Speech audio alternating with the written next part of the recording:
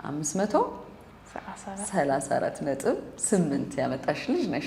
ስንት ባመጣ ነው ላስደስታቸው የሚችለው ብዬ ትንሽ አስባለሁ። ወንዶችም ሴቶችም የባህሪ ለውጥ ያመጣሉ። ለወላጆች ፈተና ነው፣ ለመምህራን ፈተና ነው። መጀመሪያ ቀጥ ብሎ ያደገ ዛፍ ካደገ በኋላ አይንጋደድም አይደለ?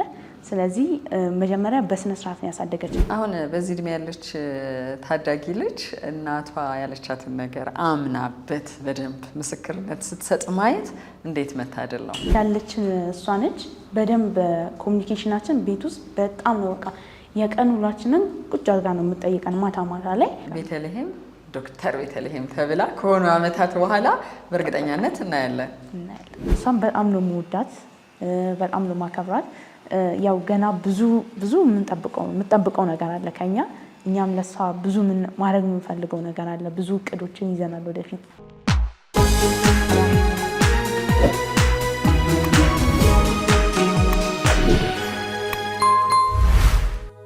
ጤና ይስጥልን ተመልካቾቻችን፣ እንደምን አላችሁልን? ላይፍ ሚዲያ ቻናል ነው።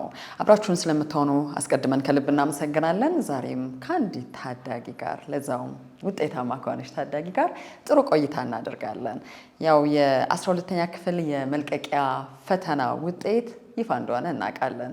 ብዙዎች በተጣራ ወንፊት ነጥረው የወጡበት ውጤታቸውን ሲያጋሩም አይተናል። ከዛ ውስጥ አንዷ ናት የዛሬ እንግዳችን። ቤተልሔም ገለታ ትባላለች። 534.8 ከ600 አጠቃላይ አማካይ ውጤቷ ሆኖ ይፋ ተደርጓል። በጣም ትልቅ ከፍ ያለ ውጤት ነው ይሄ። እንኳን ደስ አለሽ ልንላት፣ አንዳንድ ደግሞ ተሞክሮቿንም በእድሜ እኩዮቿ ለሆኑ ልጆች እንድታጋራ በማሰብ ጭምር በላይፍ ሚዲያ ቻናላችን እዚህ ስቱዲዮ ጋብዘናታል። ቤተልሔም እንኳን ደህና መጣሽ። እንኳን ደህና ቆያችሁ። እንኳን ደስ አለሽ ከሚል እጀምራለሁ። እንኳን አብሮ ደስ አለን። መጀመሪያ የቀድሞ መምህርሽ ነበረ የደወለልኝ።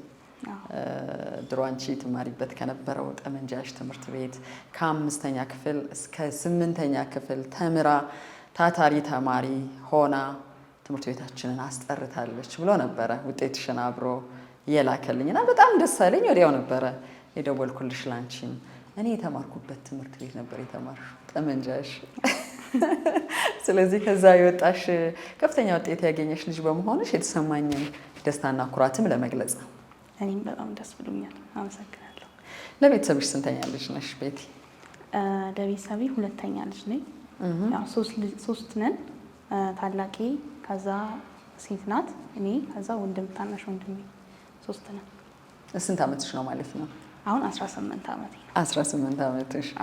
አሁን ውጤቱን መጨረሻ ላይ ይፋ እናደርጋለን ብዙ ጊዜ አይደለ ሰዎች ትላልቅ ውጤት ሲያገኙ። ከዛ በፊት የነበረው ደረጃዋ እንዴት ነበር፣ የትምህርት ታሪኳ የሚለው ሰዎች ማወቅ ይፈልጋሉ። ድንገት የመጣ ነው ብዬ አላስብም። ከልጅነት ነበር ጉብዝና የቀለም ትምህርት ላይ? አዎ፣ የኬጂ ትምህርቴን ያው ነቀምቴ ነው የተማርኩት። ከዛ እዚህም መጥቼ 1ኛ ክፍል ትንሽ የቋንቋ ችግር ነበረ። ያው ኦሮሚያ ክልል ስለ የመጣሁት ትንሽ የኦሮምኛ ቋንቋ ነበር የምችለውና አማርኛ ችግር ነበረ። ግን 2ኛ ክፍል ስገባ 3ኛ ወጣው። ከዛ ያው በዛው እየቀጠለ መጣ ማለት ነው። ደረጃዬን ሳለቅ እስከ 12 እንደዛው ነው የቀጠልኩት፣ ኮንሲስተንት ሆኜ ማለት ነው። ማን ነበር ይረዳሽ የነበረው? አሁን ከልጅነታችን ጀምሮ ቤተሰብ በደንብ ቅርብ ሲሆን ነው አይደል ልጆች ጎበዝ እየሆኑ የሚሄዱት። ማን ነበር ይረዳሽ የነበረው? ያው በዋናነት ካጠገባችን የማይለዩት ቤተሰቦቻችን ናቸው። ከዛም በበለጠ ደግሞ እናቴ በጣም ከድሮ ጀምሮ በጣም ታበረታታኝ ነበረ። ደረጃዬን እያየች አስተማሪዎች ድረስ የሆነ ችግር ሲፈጠር አስተማሪዎች ድረስ እየሄደች ችግሩን ለመፍታት ትሞክራለች፣ ታናግራቸዋለች። እኔንም ደግሞ ለማበረታታት የማበረታቻ ሽልማቶችንም ታበረክትልኝ ነበር ባላት አቅም ማለት ነው። እና በዋናነት እሷ ነበረች የምትረዳኝ። በትምህርቱ ዙሪያ ደግሞ ያው እህቴም እንደኔው ነች። አሁን ታላቅሽ? አዎ ታላቅ እህቴ አሁን ደብረ ብርሃን ዩኒቨርሲቲ የ3ኛ ዓመት የሶፍትዌር ኢንጂነሪንግ ተማሪ ነች። እሷም በትምህርቱ ደግሞ እሷ በጣም ሰፖርት ታደርገኝ ነበረ። የሚያስፈልጉኝ ነገሮች፣ ያልገቡኝ ነገሮች እሷን ነበረ የምጠይቀውና በደንብ ትረዳኝ ነበረ እህቴ። ስለዚህ ከቤቱ ነው ጉብዝና አይደል?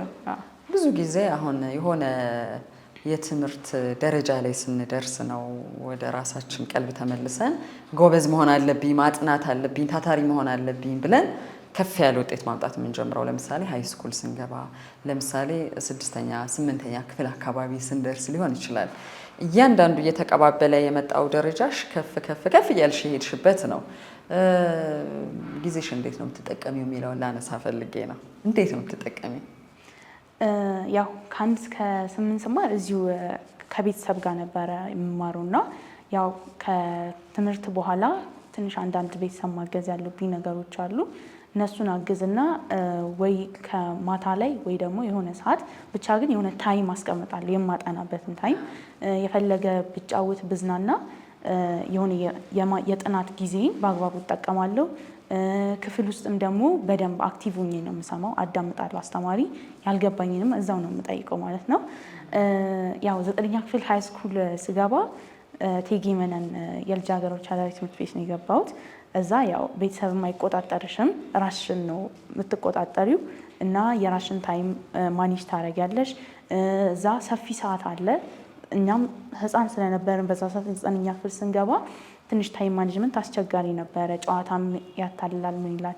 ነገር ግን ያው እሱን በደንብ ማኔጅ አድርጌ አስተካክዬ ያው ሁሉም ነገር በራስ ስለሆነ እዛ ፋሚሊም እየደወለ እንጂ የሚጠይቀው ያው ፊዚካል ኮንታክቱ እንትን ስላልሆነ ስለማንገናኝ በደንብ በራስሽ ታይም ማኔጅ እናደርጋለን ማለት ነው። እንዴት ገባሽ ወደ እቴጌ መነን አዳሪ የልጃገረዶች ትምህርት ቤት? ያው እዛ የገባሁት 8ኛ ክፍል ከፍተኛ ሚኒስትሪ ከፍተኛ ውጤት ያመጡ ተማሪዎች ፈተና ፈትኖ ነበር የሚቀበለው ትምህርት ቤቱ ማለት ነው። ከዛ የ7ኛና የ8ኛ ክፍል ትራንስክሪፕትም ይጠይቃል። እሱንም አሪፍ ውጤት ነበር ያመጣሁት። ከዛ ፈተናውንም ተፈትኜ አለፍኩኝና ሃይ ስኩል ትምህርቴን እዛ አጠናቀቅኩኝ። የ8ኛ ክፍል ሚኒስትሪ ውጤት ስንት ነበር? 92.7። እና እቴጌ መነን ነው መማር ያለብኝ ብለሽ አስበሽ ነው? ከቤተሰብ ጋር ተማክረሽ ነው ወይስ ይሄን ያማከረሽ ሌላ ሰው ነበረ? ከኔ ቀድማ እህቴ ገብታ ነበረ። እዛ መጀመሪያ ዓመት እንደተከፈተ ትምህርት ቤት 2012 ላይ እሷ ገብታ ነበረ እና በቃ እኔም 6ኛ ክፍል እያለሁ 5 ነው 6 እያለሁ ገብታ ነበር እና ከዛ በቃ እናቴም እህቴም በቃ ሞቲቬት ያደርጉኝ ነበር። 7ኛ ክፍል ውጤትሽ ከ90 በላይ ከሆነ ከ95 በላይ ከሆነ በቃ አንቺ ትገቢያለሽ፣ እዛ አሪፍ ትምህርት ቤት ነው። ስለዚህ እናቴም ነበረች ሞቲቬት የምታደርገኝ። ከዛ እህቴም ደግሞ ያው ማስታወቂያዎች ምናምን ነገር እየሰማች የዛኔ ሲለቀቅ ማስታወቂያው ነገረችኝ። ከዛ ሄጄ ተፈትኜ ገባሁ ማለት ነው። ስለዚህ ምን ይመስል ነበረ የእቴጌ መነን የሴቶች አዳሪ ትምህርት ቤት? እስቲ ግለጪው በደንብ። ምክንያቱም 9፣ 10፣ 11፣ 12 እዛ ነበርሽ አይደል? 4 ዓመት ልንለው እንችላለን። ምን ይመስል ነበረ? እቴጌ መነን የልጃገረዶች አዳሪ ትምህርት ቤት በጣም ምርጥ ከሚባሉ ትምህርት ቤቶች መካከል አንደኛው ነው። ያው ገና ስንገባ እንደነገርኩሽ ትንሽ እድሜም ስላለ ስለሚያስቸግር ትንሽ ከቤተሰብ ለመለየት ትንሽ ያስቸግራል። ነገር ግን እዛ ስገቢ መጀመሪያ በቃ ከዩኒቨርሲቲም ገብተን ስለማይቀርልን መልመድን ያስተምረናል። በጣም ደስ የሚል ሶሻል ላይፍ ነው ያለው። ብዙ አስተማሪዎችን በጣም ሰፖርቲቭ ናቸው። ከጥበቃ ሰራተኞች ጀምሮ እስከ አስተዳደር ሰራተኞች ድረስ በጣም ሰፖርቲቭ ናቸው። እኛን በቃ የተሻለ ደረጃ ለማድረስ የትምህርት ቤቱን ዓላማ ይነግሩናል። ራሳችንን በጣም ብዙ ቴንሽን ውስጥ ማስገባት እንደሌለብን እና በቂ ጊዜ ስላለን ደግሞ እንድናጠና እንደ አባት እንደ እናት ሆኖ ነው ሲቆጡን የነበሩ እና መምህራኖቻችንን በጣም እነሱም እንደኛ ተፈትነው ነው የሚገቡት እና በጣም ሰፖርቲቭ ናቸው። አስተማሪዎቹን ያልገባንን ዲፓርትመንት ድረስ ሄደን እንድንጠይቅ ነው የሚያደርጉን። የሆነ ትንሽ የሚፈሩ ተማሪዎች አሉ፣ የሚያለቅሱም ተማሪዎች አሉ መጀመሪያ አካባቢ ሲገቡ ከቤተሰብ መለየቱ እና እሱን እንድንችለው በማድረግ ያጽናኑናል። ብዙ ፕሮግራሞች ምናምን ነገር ያዘጋጃሉ፣ ያው እንትን እንዳንል ማለት ነው። እና በጣም ነው ብቻ ደስ የሚል ትምህርት ቤት ነው። ወደ 12 ወይ 13 ዓመትሽ ላይ ሆኖ ማለት ነው የገባሽው አይደል? 13 14 አካባቢ። አንቺ አልተቸገርሽም? ከቤተሰብ ተነጥለሽ ስትገቢ አልፈራሽም? ከሴት ጋር ብቻ ደግሞ መኖር መማር፣ ቤት ውስጥ ለምደሽ እናትሽን እህቶችሽን ለምደሽ ተነጥሎ ለብቻ አንድ የሆነ ግቢ ውስጥ መገኘት፣ እሱን ብትነግሪኝ ደስ ይለኛል። ምክንያቱም አሁን ወደዛው እየሄድሽ ነው፣ እዚህ ጋር ለምደሹ ማለት ነው። እና ያው እኔም መጀመሪያ አካባቢ እስከ 8 ያክል እያለሁ ከእናቴ ጋር ነበረ ምተኛው ማለት ነው። እና መጀመሪያ ቀን ስገባ በቃ እንቅልፍ ሁሉ አልወሰደኝም፣ በጣም ይጨንቅ ነበረ። ነገር ግን ያው ማይለመድ ነገር የለም። እዛም ደግሞ እህቴ ነበረች 1 ዓመት 12ኛ ክፍል ነበረች እኔ ስገባ እና እሷ በደንብ አላምዳኝ ስለሄደች ብዙም እኔ ያው ትንሽ አድቫንቴጅ አግኝቻለሁ ማለት ነው። ብዙም አልከበደኝም። ብዙ አልከበደሽም። ከሴቶች ጋር ብቻ መኖርስ እንዴት ነው እስቲ የምትገልጪው? አንቺ አሁን እኛ አናውቀውም ይሄንን የወንዶች ትምህርት ቤት ብቻ የሚባል አለ፣ እዚህ ጋር የሴቶች ትምህርት ቤቶች አሉ። ግን የሴት ትምህርት ቤት ሆኖ ደግሞ አዳሪም ሆኖ ነው ለተከታታይ 4 ዓመትም ጭምር ነው የቆየሽው እዛ ካምፓስ ውስጥ እና እንዴት ነበረ? ምን ታደርጉ ነበር ከቀለም ትምህርት ውጭ? ያው ከቀለም ትምህርት ውጪ ብዙ እንትኖች ነበሩ፣ ጨዋታዎች ነበሩ። በተለይ ደግሞ እግር ኳስ ምናምን ነገር እንጫወት ነበረ። ያው ኤክስፒሪየንስ ማድረጉ በጣም ነው ደስ የሚለው። ሴቶች ብቻ የሚለው ደግሞ ያው ዶርም ሜት አለን፣ አንድ ላይ ነው የምንተኛው፣ አንድ ላይ ነው የምንበላው፣ አንድ ላይ ነው የምንጠጣው እና በጣም በቃ እንደ እህት እንደ ወንድም ነበረ፣ እንደ እህትማማቾች ነበረ ስንተያይ ነበረው እና ብቻ በጣም ነው ደስ የሚለው። ማለት ይሄ ሴት ብቻ እንደሚባል እኛ ኖቲስ አናደርገውም። በቃ አንድ ቤት ውስጥ አንድ ላይ እንደመኖር ነው እዛና አንድ ላይ እንበላው፣ አንድ ላይ የምንማረው፣ የምናጠናውም አንዳንድ ጊዜ አንድ ላይ ነው እና ከሱ በተጨማሪ ደግሞ ዶርም ውስጥ አብረን እንዝናናለን ወይ ደግሞ የተለያዩ ጨዋታዎች አሉ። ግቢ በጣም ሰፊ ነው። ስለዚህ የፈለግነው ጨዋታ እንጫወታለን እዛና በጣም ደስ የሚል ላይፍ ነው ያለው። ከጓደኞችሽ ጋር የነበረሽን ላይፍ ደግሞ ብትነግሪኝ ደስ ይለኛል። ለምሳሌ ወደ ሃይ ስኩል ሲገባ የጓደኝነት ቁጥር ይጨምራል። እንደውም ወላጆች ጓደኞቻችሁን ቀንሱ ይላሉ፣ ጓደኞቻችሁን ማንነት እንወቅ ይላሉ፣ ክትትል ያደርጋሉ። ምን እያደረገች ነው፣ ምን እየሆነ ነው ህይወቷ ውስጥ የሚለውን ማወቅ ይፈልጋሉ። ሴት ልጅ ስትሆኝ ደግሞ በባህላችንም ጥንቃቄ ይፈልጋል። እናት ደግሞ ቅርብ ስትሆን ይሄን ታደርጋለች። በየትኛውም ኑሮ ውስጥ ያለች እናት እና ለብቻሽ የተወጣሽበት አመት ነው። ኃላፊነት እንዳለሽ የሚያሳይ ነገር አለው። እንዴት አለፉ? እስቲ ስለ ጓደኞችሽም ንገሪ። ምን ነበር የምታደርጉት? እንዴት ነበር የምታሳልፉት? ምን ታወሩ ነበረ? ያው መጀመሪያ አካባቢ ያው ለመላመድ ነበረ ስናረግ የነበረው ጥረት እና እዛ ጓደኝነት ሳይሆን በቃ እንደ እህት ነበር ስንተያይ የነበረው እና እዛው የምታረጊውን ነገር ስተኝ የምናይሻለን፣ እዛው ስታጠኝ የምናይሻለን። ሁሉም ነገር በቃ አንድ ላይ ቤተሰብም ይደውላል፣ ለነሱ ስልክ እምቢ ካለ እኛ ጋር ይደውላሉ እና በጣም ብዙ ከጓደኝነትም አልፎ ተርፎ እንደ እህት ነው የምንተያየ የነበረው እና ማታ ማታ የሆነ እንቅልፋችን ሲመጣ ተነሽ አጥኚ ፈተና ሲደርስ እየተባባልን እንደዛ ነው እና ያሳለፍነው። ብዙም ይሄ የጓደኝነት ችግር ምናምን አላጋጠመንም፣ አንድ ላይ ስለነበረ የምንኖረው ማለት ነው። ምክንያቱም አሁን ይሄ እድሜ ወደ ሃይ ስኩል በተለይ ሲመጣ ወንዶችም ሴቶችም የባህሪ ለውጥ ያመጣሉ። ለወላጆች ፈተና ነው፣ ለመምህራን ፈተና ነው። በልና እጅሽ ላይ ስልክ ካለ በስልክሽ ብቻ በጣም ብዙ ኔትወርኮች ትፈጥሪያለሽ። ጥሩ ሊሆኑ ይችላሉ፣ መጥፎ ሊሆኑ ይችላሉ። መረጃ በጣም ትሰበስቢያለሽ፣ ታወራላችሁ ቁጭ ብላችሁ። የሚሆን የማይሆን ነገር ላይ ጊዜ ሊያልቅ ይችላል። እሱን ነገር እንዴት አለፋችሁት የሚለውን ለማንሳት ነው። ያው ዋይፋይ ምናምን ብቻ ኢንተርኔት ነበረ። ነገር ግን የጥናት ሰዓት ሲደርስ ይዘጋል ወይ ደግሞ የሆነ ሰዓት ላይ ብቻ ይዘጋና ወደ ጥናታችን እንድናተኩር ይደረጋል። አንዳንድ ጊዜ ግን ኢንተርኔት ነፃ ሲሆን ያው አንዳንዶቹ የየግላቸውን ያያሉ፣ እኔም የራሴን አንዳንዴ ያያለው። እንደ ቡድን ደግሞ በቃ ስለ ወደፊት ነገሮች እናወራለን። ከዚህ ትምህርት ቤት ስንወጣ ምን ደረጃ ላይ መድረስ እንደሚፈልጉ ብቻ ሌሎች ነገሮችን ለህይወታችን ይጠቅመናል የምንላቸውን ነገሮች ሰብሰብ ብለን አንድ ላይ ዶርም ውስጥ እናወራለን፣ ትርፍ ሰዓት ሲኖረን ማለት ነው። ያው እንዳልሽው ደግሞ ሶሻል ሚዲያ ነፃ ነው፣ የፈለግሽውን ነገር ማየት ትችላለሽ። ስለዚህ እሱን ደግሞ በመቆጠብ ነው እንትን ማድረግ የምንችለው እና ቤተሰብም አሁን የኔ ቤተሰቦች በየቀኑ ነበረ የሚደውሉት እና አብዛኛው ጊዜ በጥናት ነበር ማሳልፈው እኔ እንጂ ብዙም ጨዋታ ምናምን ነገር አለ፣ ግን አብዛኛው ታይሚን ጥናት ላይ ነው ማሳልፈው። እየደወሉ ይጠይቁኛል ቤተሰብ ምን አይነት ችግር፣ ዛሬ እንዴት ዋልሽ ምናምን ብለው ሁሌ ማታ ማታ ይደውሉልኛል። ብቻ ደስ ለምንድን ነው ይሄን ያነሳውልሽ መሰለሽ? አሁን ትናንሽ የልጆች ሳይቀሩ እነ ቲክቶክ ከመጡ በኋላ ፌስቡክ ያው ፌስቡክ ነው አለ አይደል? በማህበራዊ ትስስር ገጾች በጣም ብዙ ሰዓት ያልቃል። እንኳን በእናንተ እድሜ ትላልቅ ሆነን ራሱ ለዚህ ተጋላጭ የምንሆንባቸው እድሎች እየጨመሩ ነው። እንበልና ፀጉሬ እንደዚህ አይነት ስታይል ቢሆን፣ ጥፍሬ እንደዚህ ቢሰራ፣ አለባበሴ እንደዚህ ቢሆን፣ መልኬ ላይ የሆነ ነገር ብጨምርበት የሚባልበት ተፈጥሯዊ እድሜ ነው። እንዴት ተወጣሹ? ተቆጣጥረሹ? እንዴት አለፍሹ? ሌሎች ጓደኞችሽም እንደዛው ተመሳሳይ ስለሆኑ ነው ወይስ የተለየ አቋም ነበረሽ? ከዛ ስለ አስተዳደግሽ እኮ ልጠይቅሽ ነው። እነኚህ ፈተናዎችን መቋቋም የቻለች ታዳጊ ልጅ የ17 ዓመት ልጅ ወደፊት ብዙ የሚቸግራት ነገር አለ ብዬም ስለማላስብ ነው። ያው ካስተዳደግ ነው በዋናነት ማለት ነው። ያው የኔ አስተዳደግ ለየት የሚለው ነገር እናቴ በጣም ትቆጣጠረን ነበረ። ከዚህ ጀምሮ ጠመንጃ ስማር ራሱ እስከ 8ኛ ክፍል እሷ ነበረች የምታመላለሰን ከቤት ወደ ትምህርት ቤት ከትምህርት ቤት ወደ ቤት ማለት ነው።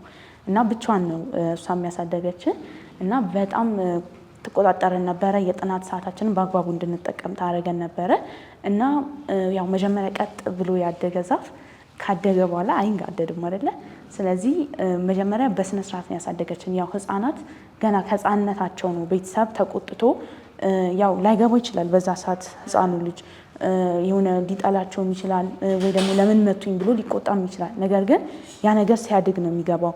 እኔም አንዳንዴ ስታድጊ ይገባሻል እባላለሁ እና አሁን ገብቶኛል ማለት አንዳንድ እኩዮቼ የእድሜ እኩዮቼን ባይ ሌላ ቦታ ሌላ ደረጃ ላይ ደርሰው ነው ማየው ወይ ሌላ ቦታ የማይሆን ቦታ ጎጂ ቦታ ሄደው ነው ማገኛቸው እና ያ ነገር እኔ አሁን ገብቶኛል፣ በጣምም ጠቅሞኛል። ሰው ፊትም ኮንፊደንት ሆነሽ የምታወሪ እኮ እንደዚህ በቃ አሪፍ አስተዳደግ ስነ ምግባር ያለው ልጅ ሆነሽ ስታርጊ ነው እና እናቴ ሁሌ በየቀኑ ትመክረን ነበረ። እዛም ትምህርት ቤት ሲሄድ ያው በቃ በአካል ነው እንጂ ትንሽ የተራራቅ ነው። በጣም በየቀኑ እየደወለች ትመክረኝ ነበረ። ዛሬ እኮ እንደዚህ ተደረገ ለምን እኔ አልገባም ስላት መጥፎ ነገር ከሆነ ይቅርብሽ ትምህርትሽን አጥኚ ትለኛለች። ከትምህርትን ባሻገር ደግሞ በስነ ምግባር ሰውን አክባሪ መሆን እንዳለብኝ ብቻ እሷ ነች በደንብ አንጻ ከህፃንነት ጀምሮ ያሳደገች እና ሶስታችንም ያው እንደዛ ነው። አሁን በዚህ እድሜ ያለች ታዳጊ ልጅ እናቷ ያለቻትን ነገር አምናበት በደንብ ምስክርነት ስትሰጥ ማየት እንዴት መታደል ነው። ምክንያቱም አዋቂ ከሆነም በኋላም ላይገባን የሚችል ነገር አለ። ወላጆቻችንን የምንወቅስበት ብዙ ነገር አለ። እናቴ እንዲህ ቢታረግ ኖሮ አባቴ እንዲህ ቢያደርግ ኖሮ የሚል ብዙ ሰው አለ ያው በየቤቱ። እንዴት አይነት ቅርበት ቢኖራችሁ ነው ልትረዷት የቻላችሁት? እናታችሁን ደግሞ ለብቻ ስታሳድግ እናት ብዙ ጫና አለ አይደል? እስከ 8ኛ ክፍል አንቺን ስታመላልስሽ መንገዱን ስለማታውቂው አይደለም፣ ምክንያት አላት አይደል? ምን እያወራችሁ ነበረ የምትሄዱት? ቤት ውስጥስ ምን ድረስ ነው በግልጽነት የምትነጋገሩት ከእናታችሁ ጋር? ያው እንዳልኩሽ ያለችን እሷ ነች። በደንብ ኮሚኒኬሽናችን ቤት ውስጥ በጣም ነው በቃ የቀን ውሏችንን ቁጭ አድርጋ ነው የምትጠይቀን ማታ ማታ ላይ።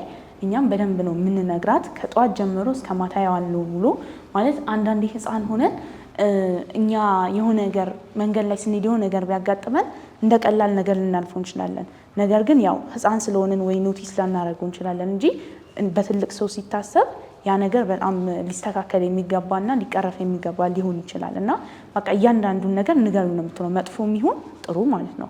እሱን ነገር በደንብ ክሎዝ ሆነን ነው የምናወራው። ስቲል አሁንም ድረስ በደንብ በቃ ተቀራርበን ነው የምናወራው። ማታ ማታ በደንብ የቀን ውሏችንን እነግራታለን። ደውላም ጠይቀኛለች። እዛ ትምህርት ቤትም እያለሁ ሙሉን እነግራታለሁ። ያጋጠመኝ ችግር እነግራታለሁ እና መፍትሄ ደግሞ አታጣም። ሁሌ ወይ አስተማሪ ጋር የሆነ ነገር ጠይቂ ትለኛለች ወይ ራሷ መጣ ታስተካክላለች ማለት ነው እና በጣም ክሎዝ የሆነ እንትን ያለን አቅርቦት ነው። ከእናትም በላይ እንደ ጓደኛ ቁጭ ብላ ቁጭ አድርጋ ነው የምታወራም ማለት ነው። እህቴም አሁን እስቲ ዩኒቨርሲቲ ራሱ ሆና ደውላ ምናምን ጠይቃታለች። የቀን ውሏን እንዴት ዋልሽ፣ የት ሄደሽ ነው፣ የት ነበርሽ ምናምን ትላለች። ያ ነገር አሁን ያው ህፃን እያለን እንዳልኩሽ ጥያቄ ሊሆንብን ይችላል። ለምንድን ነው የምትጠይቅ እንደዚህ አይነት ጥያቄ ልንል እንችላለን። ነገር ግን አንዳንድ ጊዜ የሚፈታው ጥያቄዎች አሉና አሁን በዚህ ሰዓት እኔ ገብቶኛል ለኔ ብላ እንደሆነ ያ ጥያቄ የምትጠይቀኝ የቀን ውሎ የምትጠይቀኝ ለኔ ብላ እንደሆነ እና እሱ አሁን ብዙም እንትን አይቸግረንም። እሷ ጋር በጣም ኮሚኒኬት እናደርጋለን። እሷም ከሰው ጋር በደንብ ተግባቦት እንዲኖረን ወይም ሶሻል ላይፍ እንዲኖረን ታደርጋለች። ያው ሶሻል ላይፍ ብለሽም ደግሞ መጥፎ ጓደኞችም ሊያጋጥሙን ይችላሉ። ነገር ግን እነዚህ ጓደኞች ከቻለች እነሱንም ትመክራቸዋለች። ካልሆነ ግን በቃ ራስሽን ጠብቂ በደንብ ነው የምትላት ምክር የምትሰጠን ማለት ነው። ተጽዕኖ ውስጥ የገባሽባቸው ጊዜያቶች የሉም? አሁን ቅድም ያልኩሽ ነው ከሊት የተሰራችው ፀጉር ስራ፣ ከሊት የለበሰችው ልብስ፣ ከሊት ያደረገቻቸው አንዳንድ ቁሳቁሶች እኔም ሊኖረኝ ይገባል ወይም እንዲህ መሆን አለብኝ የሚል በሀሳብ ደረጃም ቢሆን እናስባለን። በዚህ እድሜ ላይ ሁሉም ሰው ያለፈበት ነገር ስለሆነ እድሜ ራሱ ተፈጥሯዊ ግፊት ስላለው ነው ይሄን የምልሽ። ከዛ ባለፈ እኔ አውቃለሁ የምንልበትም ጊዜ አለ። እማዬ እኔ አውቃለሁ በቃ ተይኝ ከዚህ በኋላ ብለሽ ታውቂያለሽ? አንዳንዴ ያው እንዲህ በግልጽ ተናግሬ ባላቅም በውስጤ ከዚህ በላይ እንዴት ልደግ ምናምን ነገር ይባላል። ማለት 18 ዓመት ሞልቶኛል ሁሌ እንዴት ነው ምናምን ትያለሽ በውስጥሽ። ግን ያው እንዲህ ብዬ ተናግሬ አላቅም። ምክንያቱም አሁን በቃ ለእኔ ብላ እንደሆነ ማለት የሆነ አሁንም ያልገቡኝ ነገሮች ካሉ ነገር ግን ወደፊት ይገባኛል፣ በእርግጠኝነት ይገባኛል ብዬ ስለማሰብ ይሄን ተናግሬ አላቅም። ግን በውስጤ ማስባቸዋሉ እከሌ እኮ እንደዚህ አድርጓል እኔ ለምን አላረግም፣ የእድሜ እኩዮቼን እዚህ ቦታ እየሄዱ እኔ ለምን አልሄድም እላለሁ። ግን የሆነ ደግሞ ወደ ውጤቱን ወዲያው ታየዋለሽ። እዛ ቦታ የሄዱት ሰዎች ምን አይነት ነገር ያጋጠማቸው እንደሆነ በዚህ ሰዓት እናውቃለን። እና አሁንም መልሱ እየተመለሰልኝ ነው፣ ግን ገናም ይቀራል። ታዛዥ ነሽ ለእናትሽ? አዎ። ደስ ይላል በጣም። አሁን ትምህርት በደንብ ኢንቨስት የሚደረግበት ነገር ሆኗል። ገንዘብ ያለው ሰው ብዙ ጥሩ ነገር አድርጎ ጥሩ ትምህርት ቤት ከፍሎ ልጆቹን ተንከባክቦ ብዙ ነገር ወጪ አድርጎ ምርጥ የተባለውን ነገር ሁሉ አድርጎ እንኳን አንዳንዴ ላይሳካ ይችላል። አሁን ደግሞ ማሳያ አድርጌ የማስበው ነገር አንቺንም እዚህ ስጋብዝሽ እኔ የተማርኩበት ትምህርት ቤት ነበር የተማርሽው ብዬም ጭምር ነው ከ5ኛ እስከ 8ኛ ክፍል። ያው በፊት ብዙ ልዩነት የለም የኢኮኖሚ እነከሌ እዚህ ይማራሉ እነከሌ ከፍ ያለው ቦታ አይባልም ነበር። አሁን የመጣ ነገር ነው የኢኮኖሚ ክፍልፍሎሹ። እናት ለኑሮ የምትተጋበት የምትለፋበት ህይወት ውስጥ ብቻዋን የምታሳድግበት ውስጥ ለዛውም 3 ሴቶች ነን ያልሽው? አንድ ወንድ አለ። 2 ሴት አንድ። 2 ከመጀመሪያ ያላችሁት ጫና አለው። ይሄ ኑሮን የማይጋራ ሰውና በቅርብ ህይወትን ለማሸነፍ በሚደረግ ሩጫ ውስጥ አብሮ ታታሪ የማይሆን ሰው ካለ ከባድ ነው ለሴቶች ለእናቶች። እና በዚህ አይነት ህይወት ውስጥ መተሽ ግን እያንዳንዱን የትምህርት ደረጃሽን በስኬት ማጠናቀቅና የ12ኛ ክፍል መልቀቂያ ፈተናን ትልቅ ውጤት ማስመዝገብ ልጆቻችንን በዚህ መንገድ ማሳደግ ከቻለን እንችላለን እንድንል የሚያደርግ ነገር አለው። ትንሽ ብትይ ደስ ይለኛል። ለምሳሌ ቤት ውስጥ ስለዚህ ታወራላችሁ? ስለምትማሩበት ትምህርት ቤት እናታችሁ ለፍታ ስላደረገችው ነገር ስላጣችሁት ነገር ሳይሆን እናንተ ማሳካት ስለቻላችሁት ነገር ታወራላችሁ? አዎ፣ ቤት ውስጥ በደንብ ነው የምናወራው። እንዳልኩሽ በጣም ተቀራርበን ነው እህቴም ወንድሜም እናቴም ጋር በደንብ ተቀራርበን ነው ቤት ውስጥ የምናወራውና እንኳን ስኬታችን ቅና በቃ ወደፊት ደግሞ ምን አይነት ስኬቶችን ማሳካት እንደምንችል ትነግረናለች። እኛም ደግሞ በቃ በጣም ተስፋ የሚሰጥ ወላጅ ደግሞ ማለት ትችያለሽ ከሚለው ነው መጀመሪያ የሚጀምረው። እና እንደዚህ ማድረግ እኮ ትችላላችሁ። አሁን እኔ አዳሪ ትምህርት ቤት የመግባት እቅዱም አልነበረኝ መጀመሪያ። ነገር ግን ትገቢያለሽ ለምን ደግሞ አትገቢው እያለችኝ ነበር። እና በቃ ከዛ ለምን አልገባም ብዬ እኔም ሞከርኩኝ ገባው። ስለዚህ መጀመሪያ በቃ አስተዳደግ ነው። ቤተሰብሽ በደንብ ከመከረሽ ወይ ደግሞ አሪፍ ደረጃ ትደርሻለሽ ካለችሽ በቃ በደንብ ትለፊያለሽ። አንቺም ደግሞ ልፋቷንም ታያለሽ ከዚህ በኩል ምን ያክል ለፍታ እንደምታሳድግ። ያው እንዳልኩሽ ቅድም ያለ አባት ነውና በደንብ ትልቅ እናትም አባትም ሆና ነው ማለት ነው እየተቀያየረች። እና በጣም አሪፍ ከባድ እንትን ውስጥ ነው ቻሌንጅ ነው የሚያጋጥማት። ያኛው እኛም እሱን እናያለን እንረዳለን። ያው በህፃን አይምሮም ቢሆን እናያለን እንረዳለን። እና ወደፊትም በቃ ለምን አሪፍ ውጤት አምጥተን ሁሌ ማስደሰት ነው በቃ እናታችን ያለን እንትን ማለት ነው። እና ያው ወላጆችም እንዲህ ነው ማድረግ ያለባቸው። ማለት ገንዘብ ብቻ እንትን አይሆንም፣ ልጆችን ሊያንጽ አይችልም።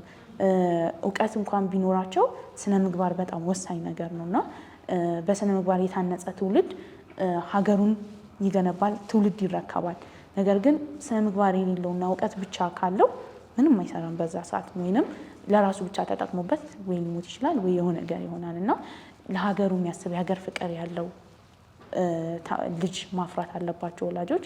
እና ፋይናንሻሊም ችግሮች ሊያጋጥሙ ይችላሉ።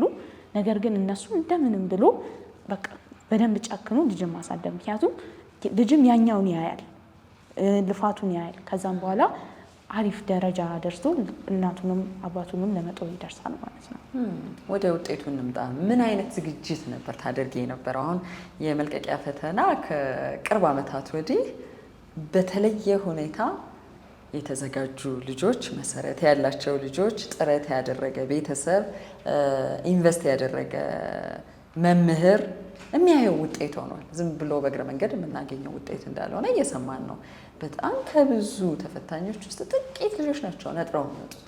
ለዛውም ደግሞ አንቺ በትልቅ ውጤት 534.8 ያመጣሽ ልጅ ነሽ። እንዴት ነበር ዝግጅቱ የ12ኛ ክፍል? ያው እንዳልኩሽ ከድሮም ጀምሮ ኮንሲስተንት የሆነ የጥናት መንገድ ነበረኝ። ያው እንዳልኩሽ ለፈተና ገብቶ ለመፈተን ወይ ደግሞ ሸምድዶ ለመግባት አይደለም አላማይ። ማለት ያ ነገር በዛች ሰዓት ሊጠቅመኝ ይችላል። ነገር ግን ወደፊት የሚጠቅመኝ በደንብ ያንን ነገር ተረድቼው እንደ እውቀት አስቀምጬው ባስቀምጠው የተሻለ ነው ብዬ ነው የማስበው። እና 12ኛ ክፍል ስገባ ያው ትንሽ ፖቴንሻሊን ትንሽ ጨምሬያለሁ። ጊዜም በአግባቡ ነው የምጠቀመው። ይሄ ጨዋታ ምናምን ሶሻል ሚዲያ ዲስተራክት የሚያደርጉኝ ነገሮች እንዳለ አስወግጄ ነበር የገባሁት መጀመሪያ ዓመት ላይ። ከዛ ያው የጥናት መንገድ ክፍል ውስጥ ደግሞ በደንብ አክቲቭ ሆኜ ነበረ ስሰማ የነበረው የቡድን ጥናትን በጣም ወሳኝ ነገር እንደሆነ የተረዳሁት 12ኛ ክፍል ስገባ ነው። እና በጣም የቡድን ጥናት እናጠና ነበረ። ክፍል ውስጥም የሆነ ታይም ይሰጠናል የቡድን የምናጠናበት ጥያቄዎችን የምንሰራበት እና በዛ ታይም ነበረ ጥያቄዎችን ስሰራ የነበረው በቡድን ስናጠና የነበረው። እና ይሄ ሶሻል ሚዲያ ምናምን በደንብ ሁሉም ተማሪ ማለት ይቻላል አስወግደን ነበረ በቃ የገባ ነው ዲስትራክት የሚያደርጉን ነገሮች እና ታይማችንን በደንብ ነበር ማኔጅ ስናደርግ የነበረው። እዛ ደግሞ ብዙም ውጪ ላይ ምናምን ስላልሆነ ዲስትራክት የሚያደርጉን ነገሮች ብዙም የሉም ያው ሶሻል ሚዲያ ካልሆነ በስተቀር ማለት ነው። እና በደንብ ነበር ታይሚንግ ስጠቀም የነበረው እንጂ ያን ያክል ተጨናንቄ ምናምን ነገር አይደለም፣ ያው ከድሮ ጀምሮ ስለሆነ። ስለዚህ በደንብ የተዘጋጀሽበትና የጠበቅሽው ውጤት ነው። ዙሪያሽ የነበረ ሰውስ እንዴት ነበር የጠብቅሽ የነበረው እናትሽን ጨምሮ? ያው ከራስሽም አልፎ ተርፎ ቤተሰብሽን በደንብ ማለት እንደሚደሰቱ አውቃለሁ። ግን ከዚህ የበለጠ አምጥቼ ምናምን ነገር በደንብ አስደስታቸው ስንት ባመጣ ነው ላስደስታቸው የምችለው ብዬ ትንሽ አስባለሁ። ግን በደንብ በቃ የአቅሜን ሞክሬያለሁ፣ ለፍቻለሁ።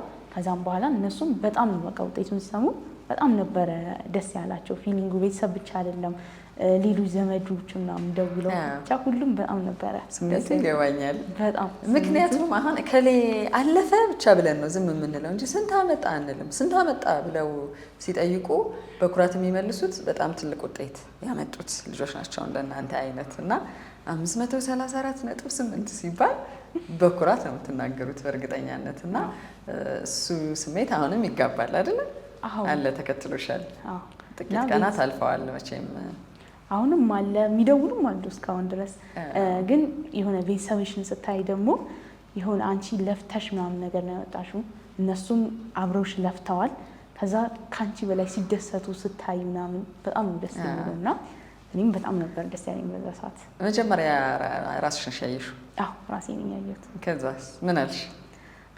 መጀመሪያ ላይ የሆነ ያልተስተካከለ ትምህርት ነበረ። ፊዚክስ ከ60-58 ነበር ያስቀመጡት እና ከ100 አልተቀመጠም ነበረ። እዛ ራሱን ከ60 አስቀምጠው ትንሽ ወርዶ በጣም ደንግጬ ነበረ። ማለት ይሁን የምታስቢው ነገር አለ። እኔ ከ500 በላይ በቃ ኦቤስ ነው ጠብቃለሁ። ጠብቀሻል? በጣም ጠብቄያለሁ ከ500 በላይ እና የሆነ 400 ቤት ገብቶ ምናምን አይቼው በጣም ደነገጥኩኝ ስላልተቀየረ ማለት ነው። ከዛ በቃ ሳየው አልተቀየረም። በቃ እርግጠኛ ነበርኩኝ በውጤቴ እና አይ ስላልተቀየረ ነው ብዬ በበነጋታው ተስተካከለ። 534.8 ነው። የትኛውን ሳብጀክት በደንብ ተወጂዋለሽ? እኔ ሞር የምወደው ማትስ እና ፊዚክስ ነው የምወደው። ብዙ ልጆች እኮ ሸሸት ይላሉ አይደል? አዎ፣ ግን እኔ እንትን እያደረኩት ነው።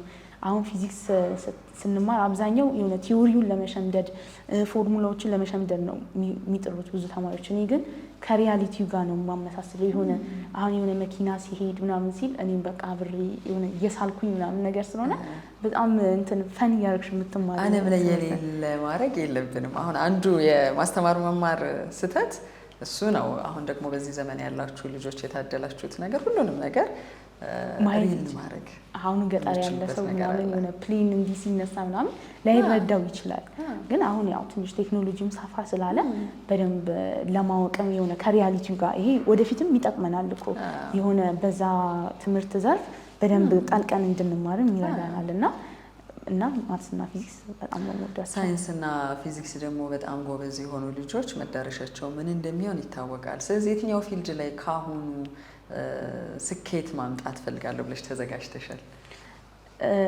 ያው ከማትስና ፊዚክስ ጋር አይገናኝም። በእርግጥ ግን ባዮሎጂም በጣም ነው የምወደው እሱን ትምህርት እና ከድሮ ጀምሮ በሕክምናው ዘርፍ ትልቅ ለውጥ ማምጣት እፈልግ ነበረ። ከድሮ ጀምሮ 5ኛ ክፍል ስገባ አካባቢ ነው በቃ የሆነ የወደፊታችሁን ከአሁኑ ማወቅ አለባችሁ ኢምፕሩቭ እያደረጋችሁ እንድትሄዱ ስለሚባል በደንብ በቃ በሜዲሰን ስፔሻሊ ደግሞ በሜዲካል ኬሚስትሪ በጣም ማለት የሆነ ድራጎችን መድኃኒቶችን መፈልሰፍ እስካሁን መድኃኒት ያልተገኘላቸው በሽታዎች አሉ ምናምን በጣም የሆነ አዳዲስ ነገሮችን ማወቅ ጉጉት አለኝ እና እነሱም በደንብ ክሬት አድርጌ ምናምን ሀገሬ ማስጠራት በጣም የምፈልገው ነገር። ቤተልሔም ዶክተር ቤተልሔም ተብላ ከሆኑ ዓመታት በኋላ በእርግጠኛነት እናያለን። ደስ ይላል በጣም። ሌላ ግን አሁን ሰዎች መቼም የቤተሰባቸው ድጋፍ እንዳለ ሆነው ደግሞ አንዳንድ ጊዜ ጎረቤቶቻችን በተለየ ሁኔታ ሊያግዙን ይችላሉ፣ መምህራኖቻችን ሊሆኑ ይችላሉ፣ ጓደኞቻችን፣ ከዘመድ ውስጥም ደግሞ አይጠፋም። በልዩነት የምጠቅሻቸው ሰዎች አሉ? አሁን አንቺ እንዲህ በስነ ምግባር በውጤት የታነጸች ወጣት ትሁት የሆነች ልጅ እንድትሆኚ ማን ሰርቶኛል ብለሽ ታስቢያለሽ? ሳይሽ በጣም ብልህ ልጅ ነሽ እና ይሄን መለየት አይቸግርሽም? ያው እንዳልኩሽ በዋናነት እናቴ ነች በዙሪያ ያለችው። በማንኛውም ሰዓት ትገኛለች የፈለገ ነገር ቢያጋጥመኝ። ከዛ ባሻገር ደግሞ ቤተሰቦቼ ያው ዘመድ አዝማድ አብዛኞቹ በጣም ሰፖርቲቭ ናቸው። ደውሎ ይጠይቃሉ፣ የሚያስፈልገኝን ነገርም ለማሟላት ይሞክራሉ። እነሱም በጣም ማለት በልዩነት ባልጠቅሳቸው በአጠቃላይ በጣም ሰፖርቲቭ ናቸው። ይጠይቃሉ፣ ውጤቷ እንዴት ሆነ፣ ስንተኛ ደረሰች እያሉ በየጊዜው ይጠይቃሉ። ከመምህራኖቼ ያው ሁሉም መምህራኖቼ ማለት ይቻላል እኔ በጣም ሰፖርቲቭ ናቸው። ያው ጠመንጃዥ በምማርበት ሰዓት መምህር አባተ ዳይሬክተራችን ነበርና ከ5ኛ እስከ 8ኛ ክፍል እሱ በጣም ተማሪዎችን ለማነሳሳት እንዲጎብዙ ለማድረግ የማያደርገው ጥረት አልነበረም እና በቃ አሁን ከግቢው በእያንዳንዱ ቴስት ከፍተኛ ውጤት ያመጡ ተማሪዎች እያለ ዋንጫ ራሱ ይሸልም ነበረ፣ ሰርተፍኬት ይሸልም ነበረ፣ ጉዞ ራሱ ይወስደን ነበርና ያ ነገር ተሸልመሻል? እሱ ነው ዋንጫ ተሸልመሻል? ስንተኛ ክፍል? 7ኛ ክፍል እያለሁ ተሸልመሻል። ከአጠቃላይ ክፍል ትልቁን ውጤት አምጥተሽ? ደስ ይላል። እና በቃ ከሌሎች እንትኖች ጋር ከውጪ ከአስተዳደሮቹ ጋር እኛን ለማገናኘት ድራማ ምንሰራ ነበረ። በዛ ሰዓት ግጥም ማቀርብ ነበረ እና በቃ ክፍለ ከተማ እየሄድን ብዙ ቦታዎች እየሄድን እንድናቀርብ ያደረገን ነበር። በቃ ኮሚኒኬሽን በጣም ወሳኝ ነገር ነው ይለን ነበር እና በደንብ ነበር እሱ የሚረዳን ቲቸር። እሱም በጣም ነው የማመሰግነው። አብዛኞቹ እዛ ያሉት መምህራኖቼ ደግሞ ጠቅላላ በጣም ሰፖርቲቭ ናቸው። ሁሉም አስተማሪዎች ለኔ እኩል ናቸው ሁሉም ማለት ነው እና እቴጌ መነን ስገባም ደግሞ በልዩነት የምጠቅሰው ያው ቲቸር ብርሃን የሚባል ነበር ፊዚክስ አስተማሪ ማለት ነው እና እሱ በጣም እኔን ከፍተኛ ለውጥ እንዳመጣ ፊዚክስ ትምህርት ላይ በደንብ በቃ ቅድም እንዳልኩሽ ወደ ሪያሊቲው ቀይሬ እንዳየው ሁሉን ነገር ያደርገው እሱ ነው እና እኔ በጣም ላያቅ ይችላል እሱ ግን እኔ በጣም ነው የምወደው አስተማሪ ነው እሱ ማለት ነው እና ሁሉንም አስተማሪ ማለት ይችላል። እኔ ይሄን አስተማሪ ማለት አልችልም፣ ብቻ ግን ሁሉም አስተማሪዎች በጣም ሰፖርቲቭ ነበሩ በአጠቃላይ። ስለዚህ አሁን ደግሞ ወደ ከፍተኛ ትምህርት ተቋም ልትሄጂ ነው። ከቅርብ ሳምንታት በኋላ ይፋ ይደረጋል ብዬ እጠብቃለሁ። ምን አይነት ትምህርትና ቦታ የሚደርስሽ ይመስልሻል? ለምሳሌ ዩኒቨርሲቲ ሲባል ከፍተኛ ትምህርት ተቋም ሲባል ከፊሎቻችን እንፈራለን፣ እንደነግጣለን፣ እንጨነቃለን። ጉዞውን መስሎን ደግሞ ዘና ብለን ልንሄድ እንችላለን። ከዛ በኋላ ምንም የሚከብደኝ ነገር የለም ልንል እንችላለን። መረጃዎችን እየሰባሰብሽ ነው?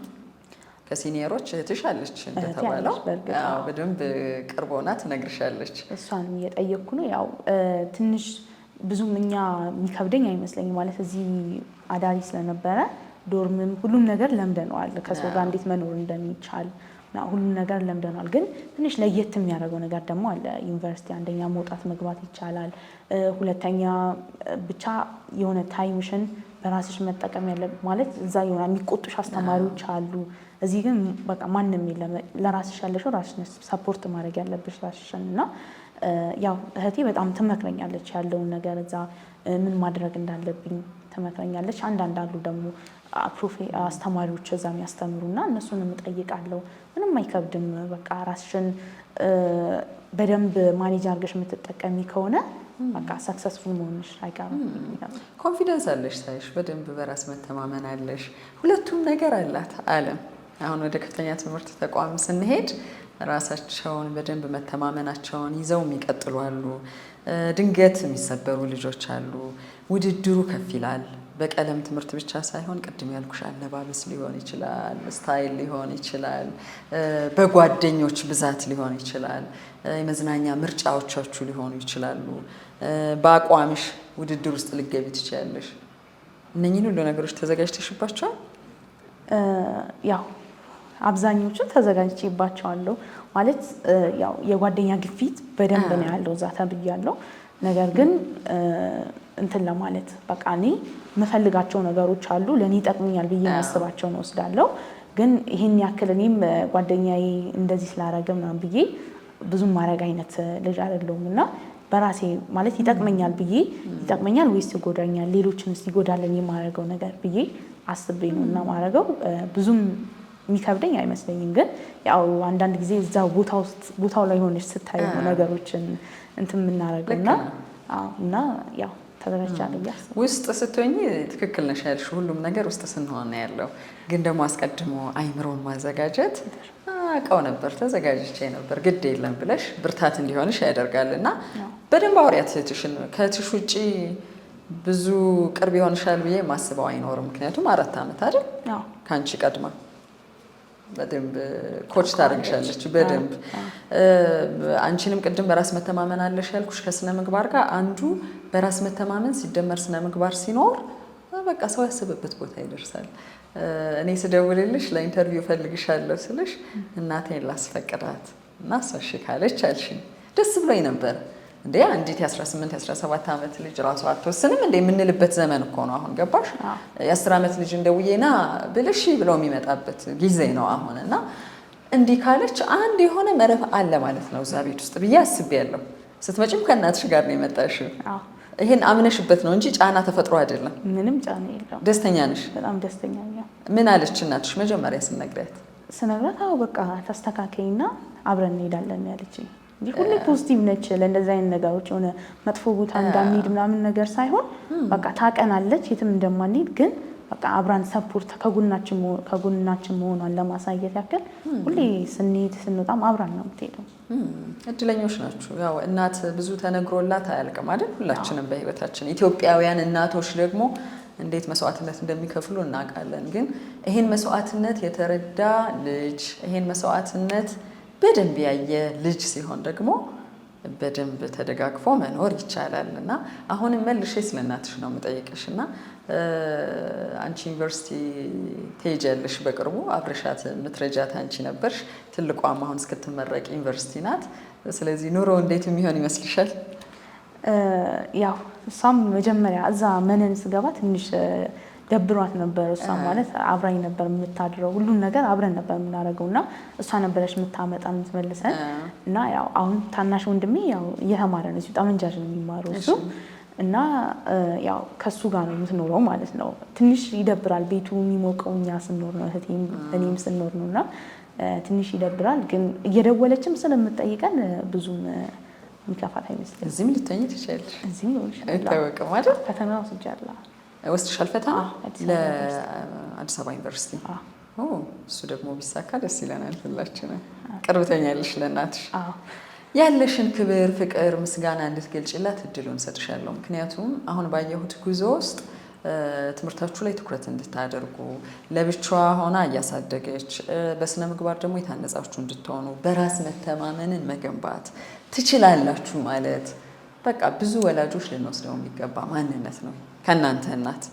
እና ይሄን ደግሞ ፈጣሪ ስለሰጣችሁ ታድላችኋል። በሚገባው ቦታ ደግሞ የሚገባውን ክብር መስጠት አለባችሁ። ስለዚህ ለእናትሽ ምን ትያለሽ? እሺ ስለ እናቴ ያው እሷ ከድሮ ጀምሮ ያው ከሕፃንነታችን ጀምሮ እሷ ነች ያሳደገችን። በጣም ብዙ እኛ ማናቃቸው ማለት የሆነ ቢከፋት እንኳን ማትነግረን ጊዜ አለ እኛ እንዳንከፋ ማለት ነው። እና ብዙ ቻሌንጆችን አሳልፋ ነው እዚህ ደረጃ በጣም ጠንካራ ብዙ ሰው እኔ ብቻ የራሱ የሆነ ስትነግራቸው ህልም ነው የሚመስላቸው የሆነ ያሳለፈችውን ነገር ምናምን ስትነግራቸው እና በጣም ከባድ ቻሌንጅ ነው ያሳለፈችው። እኛም ያው እኛን ለማሳደግ ብዙ ያልገባችበት ያልወጣችበት ነገር የለም እና ብዙ ቻሌንጆችን አሳልፋ ነው እዚህ ደረጃ ይደርስ። ቀላል አይደለም፣ በጣም ከባድ ነገር ነው እና እሷም በጣም ነው የምወዳት፣ በጣም ነው የማከብራት። ያው ገና ብዙ የምንጠብቀው ነገር አለ ከኛ። እኛም ለሷ ብዙ ማድረግ የምንፈልገው ነገር አለ። ብዙ እቅዶችን ይዘናል ወደፊት እና እኛም ያው ወደፊትም ብዙ ዓላማ እንዲኖረን ያደረገችን እሷ ነች። ከጎናችን የሆነች አይዟችሁ እያለች የሆነ ሲሰለቸን የሆነ ማጥናት ምናምን እየደወለች አይዟችሁ በርቱ እያለች መታበረታታን እሷ ነች። ከጎናችን ሁሌም ከቅርባችን እሷ ነች።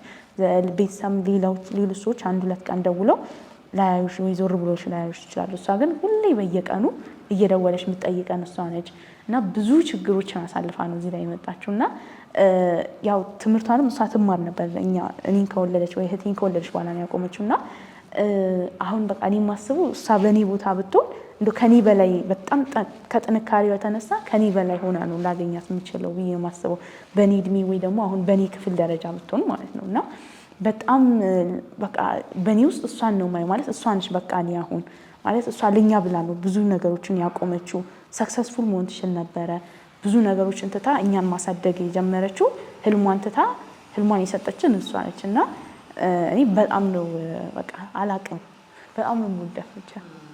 ደስ ይላል እንዲህ መረዳት ወላጅነትን፣ እናትነትን በክብር በፍቅር ወደፊት ደግሞ በተግባር ብዙ የምትገልጹት ነገር ይኖራል። ፈጣሪ ደግሞ ለዚህ ያግዛችኋልም ደግሞ ቤተልሔም እንግዲህ ከዚህ በኋላ ባለው የከፍተኛ ትምህርት ተቋም ሂደትሽ የበለጠ ውጤታማ ሆነሽ ሀገርንም ቤተሰብንም ወገንንም የምትጠቅሚ የምታስጠሪ እንድትሆኝ ይመኝልሻለሁ። እስካሁን ለነበረን ቆይታ ግን በጣም ነው የማመሰግነው። እኔም በጣም አመሰግናለሁ። ተመልካቾቻችን ላይፍ ሚዲያን ነበር ስትከታተሉ የቆያችሁት ከቤተልሔም ገለታ ጋር። የዘንድሮን የ12ኛ ክፍል መልቀቂያ ፈተና ውጤት በከፍተኛ ደረጃ 534.8 በማስመዝገብ ያጠናን ሂደቷን የእናቷን ግንኙነት እንደዚሁም ደግሞ እንደ ቤተሰብ ምን ነገሮችን አልፋ ነው እዚህ የደረሰችው የሚለውን ጨምሮ ለእድሜ እኩዮቿና ተመሳሳይ መስመር ላይ ላሉ ይጠቅማል ባልነው መንገድ ቆይታ አድርገናል። እንደተመለከታችሁት ለነበረን ጊዜ ከልብ እናመሰግናለን። በሌላ እንግዳ በላይፍ ሚዲያ ቻናል ላይ ዳግም እንገናኛለን።